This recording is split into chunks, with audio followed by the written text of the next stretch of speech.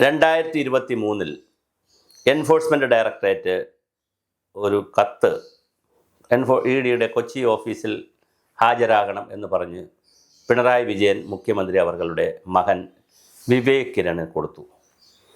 എന്തിനാണ് 2023 ഇങ്ങനെ ഒരു കത്ത് കൊടുത്തതെന്ന് ഇപ്പോഴും കൃത്യമായ വാർത്തകൾ പുറത്തു വന്നിട്ടില്ല. എന്നാൽ 2023 കത്ത് കൊടുത്തു എന്ന് എൻഫോഴ്സ്മെൻറ്റിൻ്റെ ലെറ്റർ 25 ഇപ്പോഴാണ് പത്രങ്ങളിലും മാധ്യമങ്ങളും അത് റിപ്പോർട്ട് ചെയ്ത് തുടങ്ങിയത്. സാധാരണയായി എൻഫോഴ്സ്മെൻറ്റ് ഡയറക്ടറേറ്റ് ആർക്കെങ്കിലും നോട്ടീസ് കൊടുത്താൽ അവർ തന്നെ പരസ്യമായും രഹസ്യമായും പുറത്തുവിട്ട് അത് വാർത്തയാക്കാറുണ്ട്. എന്നാൽ ഈ വിവേക് കിരണിൻ്റെ കാര്യത്തിൽ അതുണ്ടായില്ല. അപ്പോൾ അത് ശരിയാണോ എന്ന് നമുക്ക് 100% അറിയില്ല. ഒന്നാമത്തെ വിഷയം. രണ്ടാമത്തെ വിഷയം, എക്സാലോജിക് കമ്പനിയുമായി ബന്ധപ്പെടുത്തി ശ്രീ പിണറായി വിജയൻ്റെ മകളുമായി ബന്ധപ്പെടുത്തിയ ഒരു കരിമണൽ കർത്തയുടെ കമ്പനിയിൽ നിന്ന് പണം വാങ്ങിയതിൻ്റെ ചില കേസുകൾ ഇപ്പോൾ നടപ്പുണ്ട്. അത് ഹൈക്കോടതി, സുപ്രീം കോടതി എന്നൊക്കെ പറഞ്ഞൊരു വശത്ത് നടക്കുന്നു. അപ്പോൾ അങ്ങനെ നടക്കുന്നതിനിടയിലാണ് ഈ വിവേക് കിരണിൻ്റെ കേസ് കൂടി ഇപ്പോൾ പൊന്തി വന്നിരിക്കുന്നത്. ഇലക്ഷൻ ആകുമ്പോൾ ഓരോ കാര്യങ്ങൾ ഇങ്ങനെ ഉയർന്നു വരും. അതിൽ അസ്വാഭാവികതയൊന്നുമില്ല. പക്ഷേ ശരിയുണ്ടോ തെറ്റുണ്ടോ എന്നാണ് നമുക്ക് സമൂഹത്തിൽ അതറിയാൻ താല്പര്യപ്പെടുന്നത്. അല്ലാതെ ഒരു കുടുംബത്തെ, ഒരു മുഖ്യമന്ത്രിയെ, അദ്ദേഹത്തിൻ്റെ ഓരോ അംഗങ്ങളെ, ഭാര്യയെയും, ഇനിയിപ്പോൾ കമല ടീച്ചറിൻ്റെ പേരിൽ മാത്രം അതും വന്നിട്ടുണ്ട്.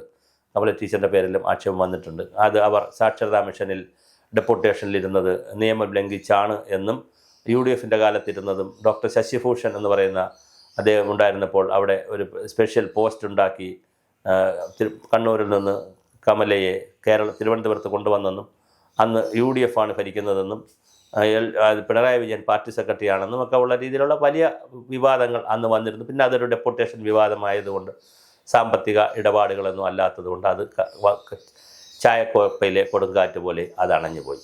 എന്നാൽ ഈ വിവാദങ്ങൾ, മക്കളെ സംബന്ധിക്കുന്ന വിവാദങ്ങൾ നിൽക്കുകയാണ്. പിണറായി വിജയനെതിരെ തന്നെ ശ്രീ പിണറായി വിജയനെതിരെ ലാവ്ലിൻ കേസ് വർഷങ്ങളായി ഇങ്ങനെ നിൽക്കുകയാണ്. അതിനിടയിലാണ് മകൻ്റെയും മകളുടെയും പേരിൽ 2 കേസ് വരുന്നത്. ഒന്ന് എക്സാലോജിക്കിൻ്റെ കേസ് നടക്കുന്നു. അത് കുറച്ചധികം വിവാദമായിട്ടുണ്ട്.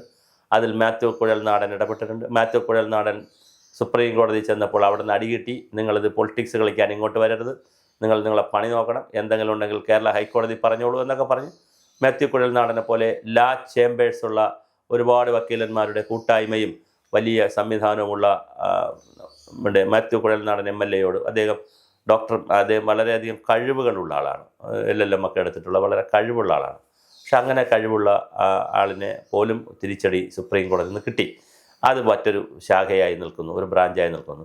ഇവിടെ വിവേക് കിരണിന് പേരുള്ള ആക്ഷേപം എന്തെന്ന് ചോദിച്ചാൽ മണി ലോണ്ടറിംഗ് ആണ്, കള്ളപ്പണം വെളുപ്പിച്ചു എന്നുള്ളതാണ് ഒരാരോപണം. തെളിയിക്കപ്പെടാത്തതാണ്, കേസ് എടുത്തിട്ടില്ല, എൻഫോഴ്സ്മെൻറ്റ് ഒരു സംശയം തോന്നി വിളിച്ചതാണ്, അത്രയേ ഉള്ളൂ. അപ്പോൾ അതുകൊണ്ട് ഇല്ലാത്ത കാര്യങ്ങൾ നമ്മൾ ജഗപുകയുണ്ടാക്കി പറയാൻ പാടില്ല.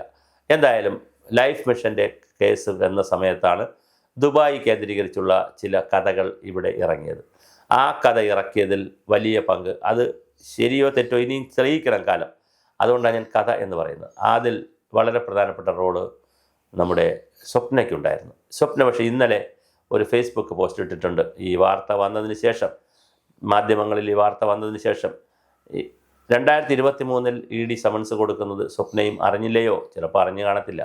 എന്തായാലും 2025 ഒക്ടോബർ ആകുമ്പോൾ ഇത് സ്വപ്നയും മനസ്സിലാക്കിയിട്ട് സ്വപ്നയും പറഞ്ഞിരിക്കുന്നത് കൗൺസിൽ ജനറലുമായി, അതായത് ദുബായിലെ UAE കൗൺസിൽ ജനറലുമായും മറ്റൊരു മുതലാളിയുമായിട്ടൊക്കെ ക്യാപ്റ്റനെ ഞാൻ കാണാൻ പോയി, മുഖ്യമന്ത്രിയെ കാണാൻ പോയി എന്ന് പറയുന്നില്ല ഫേസ്ബുക്ക് പോസ്റ്റിൽ, ക്യാപ്റ്റനെ കാണാൻ പോയി. അപ്പോൾ ക്യാപ്റ്റൻ പറഞ്ഞു, മകനെ ഈ വിവേക് കിരണിനെ ദുബായിൽ ഹോട്ടൽ വ്യവസായം തുടങ്ങാൻ സഹായിക്കണം എന്ന് പറഞ്ഞു എന്നാണ് പറയുന്നത്. ഇതൊക്കെ തെളിവുകളുള്ള കാര്യങ്ങളല്ല, പല കാര്യങ്ങളും ഇങ്ങനെ പറയുന്നു, ചർച്ചകളിൽ പറയും. എന്തായാലും പിണറായി വിജയനെ സംബന്ധിച്ചിടത്തോളം അദ്ദേഹത്തിന് മക്കൾ ഒരു ദൗർബല്യമാണ്. എല്ലാവർക്കും അങ്ങനെ ആയിരിക്കണമെന്നില്ല. നയനാരുടെ മകൻ കൃഷ്ണകുമാറിനെ കുറിച്ച് ചെറിയ ഒരു ആക്ഷേപം വന്നപ്പോൾ തന്നെ നയനാർ രംഗത്ത് വന്ന് വളരെ കൃത്യമായി അത് ചെയ്യരുത്, അങ്ങനെ പാടില്ല എന്ന് പറഞ്ഞു. അതുപോലെ തന്നെ അരുൺകുമാറിനെതിരെ, VS അച്യുതാനന്ദൻ മകൻ അരുൺകുമാറിനെതിരെ ചില ആക്ഷേപങ്ങൾ വന്നപ്പോൾ അരുൺകുമാറിനെ തള്ളിപ്പറഞ്ഞു. അത് തള്ളിപ്പറഞ്ഞു മീൻസ് മകനല്ല എന്നല്ല, അത് നടക്കട്ടെ, അഴിമതിയാണെങ്കിൽ അത് അന്വേഷണം നടക്കട്ടെ എന്നുള്ള നിലയിൽ VS നിലപാടെടുത്തു. അതിൽ ഇടപെടാനൊന്നും പോയില്ല, അത് അതിൻ്റെ വഴിക്ക് പോയി. പക്ഷേ ഇവിടെ വളരെ കൃത്യമായി മക്കൾ എന്ന് പറയുന്നത് ഒരു ചെറിയ സ്നേഹത്തിൻ്റെ കൂടുതൽ കൊണ്ടായിരിക്കാം, അല്ലെങ്കിൽ വിധേയത്വം, എന്തായാലും അച്ഛൻ മക്കൾ ബന്ധത്തിൽ മുഖ്യമന്ത്രി പലപ്പോഴും പതറുന്നത് കാണാം. അദ്ദേഹത്തിന് ഇപ്പോൾ ശബരിമല വിഷയം കയറി തിരിച്ചടിച്ച് നിൽക്കുന്നു. അതിനിടയിലാണ് വ്യക്തിപരമായ ഇത്തരത്തിലുള്ള പ്രശ്നങ്ങൾ കുടുംബത്തിലേക്ക് വരുന്നത്. മകളുടെ കാര്യമെടുക്കുമ്പോഴും ഇപ്പം രണ്ടാമത്തെ വിവാഹമാണ്, അതൊന്നും തെറ്റല്ല. നമുക്കൊരിക്കലും ഒരു വിവാഹ കാര്യത്തിലോ സ്വകാര്യ കാര്യങ്ങളോ നമ്മൾ പറയാനും പാടില്ല. പക്ഷേ സമൂഹത്തിൽ നിൽക്കുമ്പോൾ സാമൂഹ്യ പ്രവർത്തനം നടത്തുന്നവരെ സംബന്ധിച്ച്, പൊതുപ്രവർത്തനം നടത്തുന്നവരെ സംബന്ധിച്ച് അവരുടെ കുടുംബവും കുടുംബത്തിലെ വിശേഷങ്ങളും പൊതുവിശേഷങ്ങളാണ്. അതുകൊണ്ട് തന്നെ മറ്റൊരു സമുദായത്തിൽപ്പെട്ട, മറ്റൊരു മതത്തിൽപ്പെട്ട ഒരാളിന്, മുഹമ്മദ് റിയാസിനെ പോലുള്ള ഒരാളിന് മകൾ രണ്ടാമത് കല്യാണം കഴിച്ചു. മുഹമ്മദ് റിയാസും രണ്ടാമത്തെ കല്യാണമാണ്, നിക്കാഹാണ്. അപ്പോൾ അതൊക്കെ നടന്നു. ഇതെല്ലാം ചരിത്രത്തിൽ ഞാനിപ്പോൾ ഇതിനകത്ത് പറഞ്ഞാലും ഇല്ലെങ്കിലും ചരിത്രത്തിൽ കിടക്കുന്ന കാര്യങ്ങളാണ്. പക്ഷേ അങ്ങനെ മൊത്തത്തിൽ ഒരച്ഛൻ, പിതാവ് എന്നുള്ള നിലയിൽ, അല്ലെങ്കിൽ ഒരു മാതാവ് എന്നുള്ള നിലയിൽ ആ കുടുംബം ശരിക്കു പറഞ്ഞാൽ പല പ്രശ്നങ്ങളും നേരിടുന്നത്. ഈ നേരിടുന്ന പ്രശ്നങ്ങളിൽ ഇപ്പോൾ വിവേക് കിരണിൻ്റെ പ്രശ്നം കയറി വന്നത് തെരഞ്ഞെടുപ്പിൻ്റെ ഒരു സ്റ്റണ്ടാണോ, അതോ ED ശരിക്കും അങ്ങനെ ഒരു നോട്ടീസ് കൊടുത്തിട്ടുണ്ടോ, എന്താണ് അങ്ങനെ കൊടുത്തിട്ടുണ്ടെങ്കിൽ എന്തുകൊണ്ട് വിവേക് കിരൺ അവിടെ ഹാജരായില്ല? അതിൽ നിന്ന് ED എന്തിന് ഇളവ് കൊടുത്തു? അവിടെ മുഖ്യമന്ത്രിയൊക്കെ വിചാരിച്ചാൽ EDയെ ഇളവ് കൊടുക്കാൻ പറ്റില്ലല്ലോ. അങ്ങനെ പറ്റിയെങ്കിൽ അത് എന്താണ് അതിൻ്റെ പിന്നുള്ള അന്തർധാര? പലപ്പോഴും സ്വപ്ന കേസായാലും സരിത കേസായാലും സോളാർ കേസായാലും സ്വപ്നയുടെ കാലഘട്ടത്തിലുള്ള ദുബായ് UAE ബന്ധപ്പെട്ട കേസിലായാലും ഒക്കെ വലിയ കൊടുങ്കാറ്റ് പോലെ കാര്യങ്ങൾ ഇവിടെ പത്രങ്ങളിലും മാധ്യമങ്ങളിലും ഒക്കെ വരികയും അതിനേക്കാൾ വേഗത്തിൽ, എത്ര ഉയരത്തിലാണോ പോയത് റോക്കറ്റ് താഴേക്ക് വരുന്നത് പോലെ, അതിനേക്കാൾ റോക്കറ്റ് വേഗത്തിൽ കേരളം സമൂഹം ചർച്ച ചെയ്യുകയും, പക്ഷേ റോക്കറ്റ് മുകളിൽ പോയി പ്രകാശിപ്പിച്ചു കഴിഞ്ഞാൽ അത് ചീറ്റുമല്ലോ, പിന്നെ തിരിച്ചു വരുന്നത് വലിയ ബഹളമൊന്നും കാണത്തില്ലല്ലോ എന്ന് പറയുന്ന പോലെ കമ്പിത്തിരി, മത്താപ്പൂ, പൂത്തിരി പോലെ വലിയ ആവേശത്തിൽ സന്തോഷം നൽകുകയും ഒരുപാട് പേർക്ക് പ്രശ്നമുണ്ടാക്കുകയൊക്കെ ചെയ്തുകൊണ്ട് പൂത്തിരികൾ കത്തി ഉയർന്നു. എന്നാൽ ആ പൂത്തിരികളൊക്കെ നിമിഷ നേരം കൊണ്ട് തന്നെ കെട്ടണയുന്നതാണ് നമ്മൾ കണ്ടത്. അത് സ്വപ്ന UAEയുടെ കേസുകളായിരുന്നാൽ സ്വപ്ന ഇപ്പോൾ കുറേ ഫേസ്ബുക്ക് പോസ്റ്റും കുറച്ച് പ്രസ്താവനകളായിട്ട് നടക്കുന്നതല്ലാതെ വളരെ കൃത്യമായ തെളിവുകളുടെ അടിസ്ഥാനത്തിൽ കാര്യങ്ങൾ മുന്നോട്ട് പോയിട്ടില്ല. ഒന്നുകിൽ പിണറായി വിജയൻ്റെ നേതൃത്വത്തിലുള്ള മുന്നണിയും ശ്രീ പിണറായി വിജയനും CPM-ഉം വളരെ ശക്തമായ രീതിയിൽ പ്രതിരോധിച്ചുകൊണ്ട് ഈ തെളിവുകളെ സ്വാധീനിച്ചുകൊണ്ട് നിൽക്കുന്നു. അങ്ങനെയാണെന്ന് ഞാൻ പറയുന്നില്ല. ഒരു സാധ്യത. രണ്ടാമത്തെ സാധ്യത, വിവിധ രാഷ്ട്രീയ പാർട്ടികളുമായി വലിയൊരു അന്തർധാര ഉണ്ടാകുന്നു. അങ്ങനെ ആയാലും കാര്യങ്ങൾ നടക്കുമല്ലോ.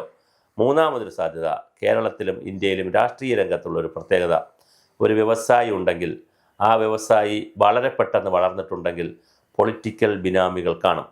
അങ്ങനെ പൊളിറ്റിക്കൽ ബിനാമിയെ വയ്ക്കുമ്പോൾ ഒരു പാർട്ടിക്കാരെ അല്ല വയ്ക്കുന്നത്, എല്ലാ പാർട്ടിയിലെയും പ്രധാനപ്പെട്ട ബിസിനസ്സിനോട് താല്പര്യമുള്ള നേതാക്കളെ വച്ച് അവരുടെ ഒരു കൺസോർഷ്യം ഉണ്ടാക്കി അവർക്കെല്ലാം പണം കൊടുത്തുകൊണ്ടുള്ള ബിനാമി പരിപാടികൾ കേരളത്തിലും ഭാരതത്തിലും വളരെ ശക്തമാണ് രാഷ്ട്രീയക്കാരുടെ.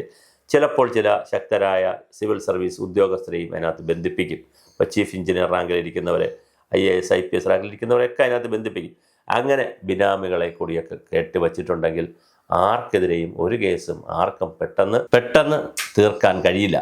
അപ്പോൾ അതുകൊണ്ട് തന്നെ നടക്കുന്നത് ബിനാമിയാണോ, സത്യമാണോ, യാഥാർത്ഥ്യമാണോ, കള്ളമാണോ, ഇലക്ഷൻ അടുക്കുമ്പോൾ ഉണ്ടാകുന്ന ഗിമ്മിക്കുകളാണോ, ഒന്നും അറിയില്ല. കാലമെല്ലാം തീരുമാനിക്കട്ടെ. രാഷ്ട്രീയത്തിൻ്റെ നൈതികതയും ശരിയും തെറ്റുമെല്ലാം കാലമാണ് നിർണ്ണയിക്കേണ്ടത്.